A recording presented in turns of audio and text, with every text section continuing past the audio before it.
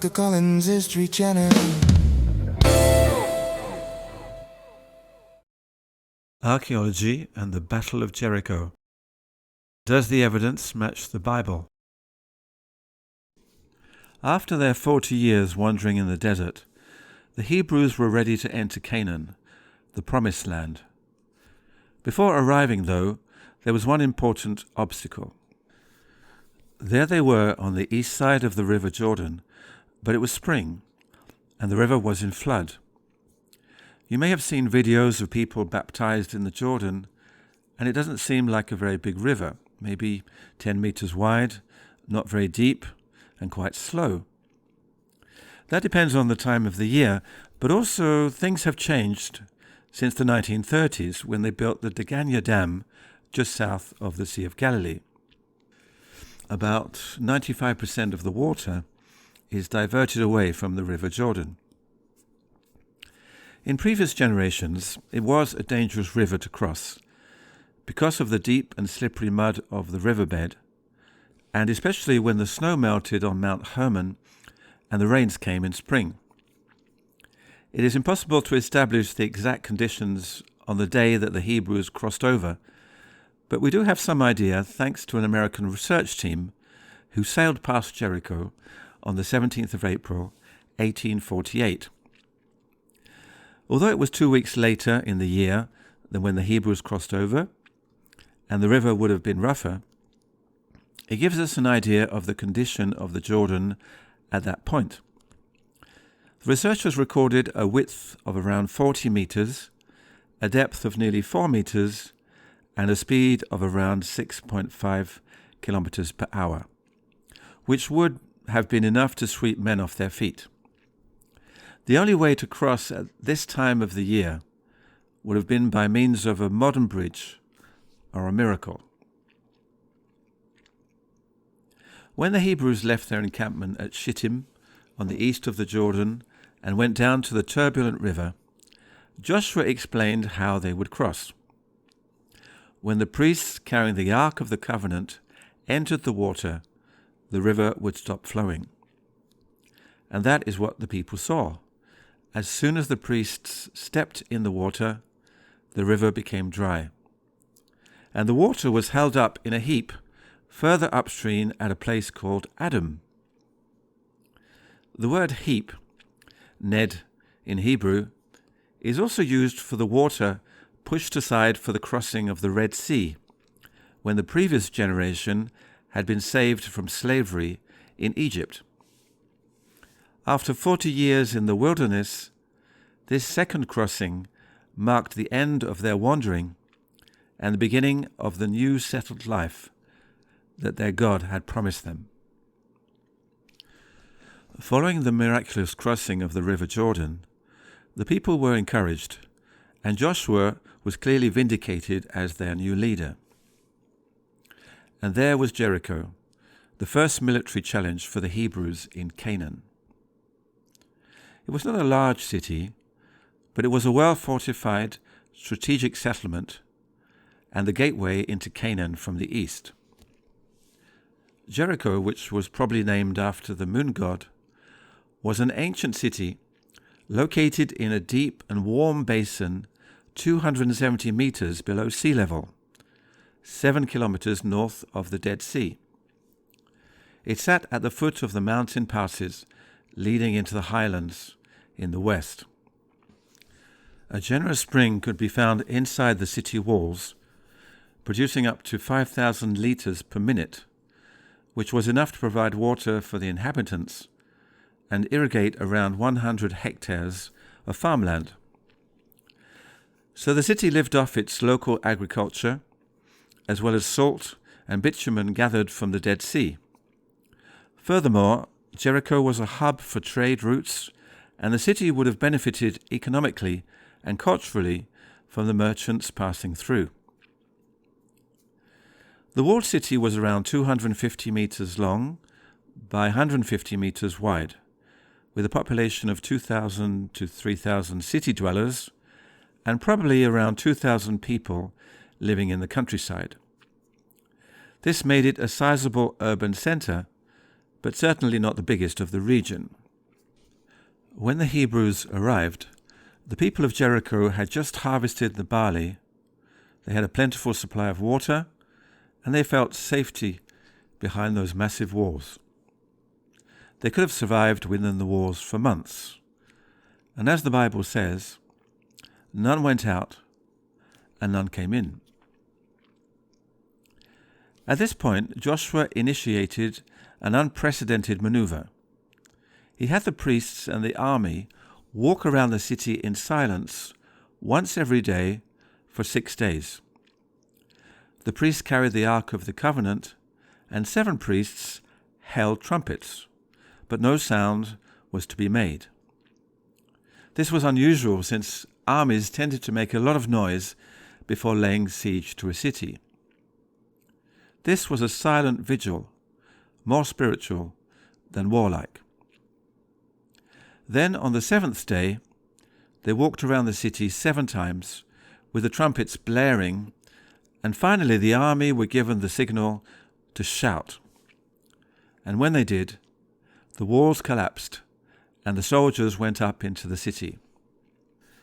Joshua gave specific instructions to dedicate and consecrate the city to God. This meant killing all the people and animals, taking all the gold and silver and metallic items to the sacred treasury, and then burning the city and everything else inside. Such was the judgment on the city that Joshua pronounced a curse. Cursed before the Lord is the one who undertakes to rebuild this city, Jericho. At the cost of his firstborn son, he will lay its foundations. At the cost of his youngest, he will set up its gates. Jericho was a very old city, but why did God want it destroyed and deserted? Could it have been for something similar to Sodom, whose ruins at Tel El-Amam are visible from Jericho only 13 kilometers, 8 miles away? Naturally, the ferocity of these acts causes us to reflect. Back in the Bronze Age, God's people were often commanded to kill their enemies. Since the coming of Jesus Christ, we have a new commandment. It is to love our enemies. Since Western civilization and even non-Christian secular society has assimilated this principle, we are tempted to judge such slaughter. However, that is how it was when life was a fight for survival. What light does archaeology shed on this account? 3 renowned archaeologists have led excavations at Jericho in the last 100 years: John Garstang, Kathleen Kenyon, and Lorenzo Negri. In addition to finding evidence of a fortified city with signs of destruction, what can archaeologists say about the timing of events? How do the findings correlate with the biblical chronology? The first book of Kings, chapter 6, verse 1, says, "In the 480th year after the Israelites came out of Egypt, in the 4th year of Solomon's reign over Israel, in the month of Ziv, the 2nd month, he began to build the temple of the Lord." Depending on how scholars use references from other civilizations, it is possible to suggest a year for the beginning of Solomon's temple, within a range from 950 to 970 BC. We can then add 479 years to get back to the year of the Exodus from Egypt, at some point between 1429 and 1449 BC. The Hebrews left Egypt on the 14th day of the month of Nisan, in the early hours of the morning which followed the Passover. At the time of Joshua, it was just before the Battle of Jericho that they celebrated the Passover on the 14th day of Nisan, 40 years after the Exodus. This gives us a possible range for the Battle of Jericho from 1389 to 1409 BC. which is in the middle of the late Bronze Age. If the biblical account is authentic, this is what we would expect archaeology to confirm. From 1930 to 1936, John Garstang carried out a methodical excavation of the site of Jericho, which is now called Tel es-Sultan. He noted that the walls consisted of a base of earth supported and faced by large stones, and then on top of this structure, the height of the fortifications had been raised by building a mud brick wall. He observed that the bricks had fallen outwards, thus forming a ramp. This coincided with the biblical text, which stated, "So the people shouted when the priests blew with their trumpets, and it came to pass, when the people heard the sound of the trumpet, and the people shouted with a great shout, that the wall fell down flat, so that the people went up into the city, every man straight before him, and they took the city." Notice that they went up, and every man straight before him. This suggests that wherever the soldiers found themselves in the procession which encircled the city, the walls had fallen out, making it possible to climb up and go straight in. Garstang used the newly developed method of pottery typology to date the habitations of the site as late Bronze Age. In addition, he observed the scarabs in the tombs which represented Egyptian kings up to the early reign of Amenhotep III, whom he believed began his reign in 1411. He proposed a date around 1400 BC for the destruction of Jericho, which, as shown above, fits conveniently with the biblical chronology. Garstang observed the lack of human activity after Jericho was taken by Joshua, left in ruins for 500 years after its destruction. This confirmed the power of Joshua's curse on the city. "Cursed before the Lord is the one who undertakes to rebuild this city, Jericho." This confirmed the story of Jericho until the next excavation led by Kathleen Kenyon between 1952 and 1958.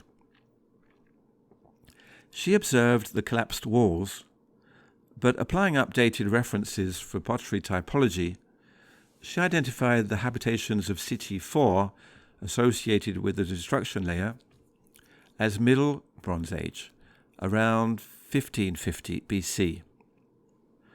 Although she has been misrepresented by many secular commentators, she did not claim to have disproved Joshua's attack on Jericho. It was more a question of timing. Towards the end of her report, she stated, "All the canons of historical criticism demand that we accept the main facts of the story of the conquest of Jericho as authentic, for it was obviously an event of great importance in the ultimate dominance of the Israelites in Palestine, and the wealth of detail makes it clear that it was a faithful verbal record handed down for generations until it was incorporated in a written record." Her opinion on subsequent settlement was similar to Garstang. She concluded that there had been a gap of about 450 years before the next construction. Since 1997, there have been several short campaigns organized by the Italian-Palestinian expedition to Tel es-Sultan and led by Lorenzo Nigro.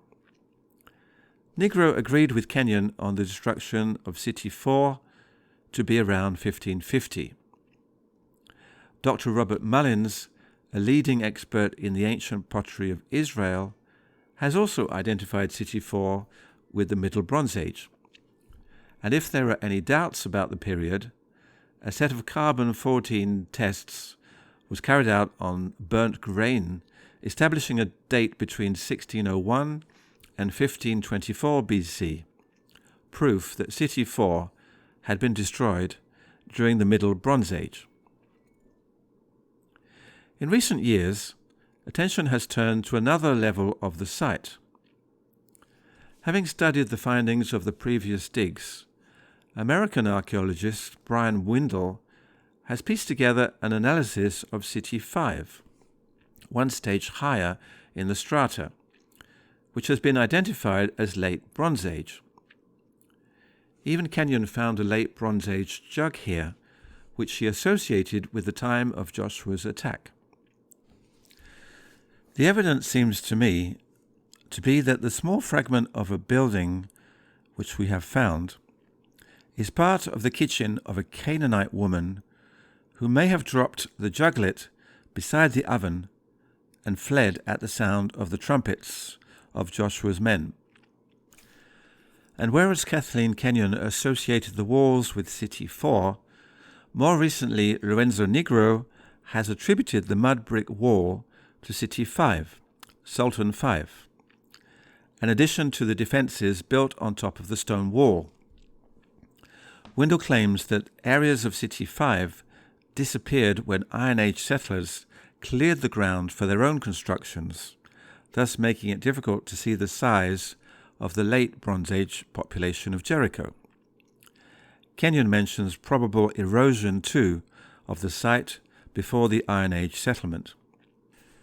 However, a number of late Bronze Age pottery items have been archived from the site, and whilst Garstang's tomb evidence had been dismissed, Windle has shown, using pottery typology, that these tombs were in continuous use up until the late Bronze Age. Tombs 4 and 5 reveal the existence of Egyptian scarabs from Tutmosis III, Hatshepsut, and Amenhotep III, another sign that Jericho was inhabited until the 14th century BC. And reviewing another of Garstang's findings, a late Bronze Age cuneiform tablet found in City 5, Negro has stated that at the time, the city still had a political role, a palace, a ruler, and even an archive. There is still much to discover, but archaeology seems to have authenticated the biblical account as well as the biblical chronology. Jericho was just the beginning of the campaign for Joshua, and on other occasions we might talk of other interesting archaeological finds which relate to the biblical account. The numerous Amarna letters sent from Canaanite rulers to the king of Egypt, especially Akhenaten, begging for help to save them from the invasion of the Habiru, a term cognate with the word Hebrew. We could mention evidence of attacks made on other cities like Ai, Lachish, and the biggest of all, Hazor, in the north. And finally, there is the discovery made public in 2022, which is the smallest but a very fascinating artifact discovered next to Joshua's altar on Mount Ebal. It is a tiny folded lead tablet, 2 centimeters square and 3 millimeters thick. Before his death, Moses had told Joshua to hold an assembly to pronounce curses on Mount Ebal and blessings on Mount Gerizim opposite. Through X-ray tomographic measurements, it has been deduced that inside the tablet the word curse is written several times, alongside the expression YHW, a slightly shorter version of the Tetragrammaton, the name of the God of Israel, He who is.